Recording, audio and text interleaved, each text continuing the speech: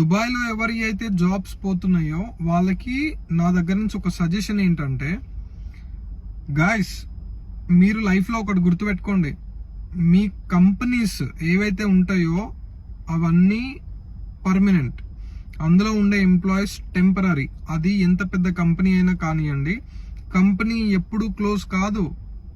And employees వెళ్తూ ఉంటారు, వస్తూ ఉంటారు, అంతే. ఇది ట్రూత్. కొంతమంది ఎంప్లాయీస్ కంపెనీస్లో కొన్ని ఇయర్స్ నుంచి చేస్తూ మేము సెట్ అనుకుంటారు, బట్ టైం అనేది ఎంత రివర్స్ అన్న అవ్వచ్చు.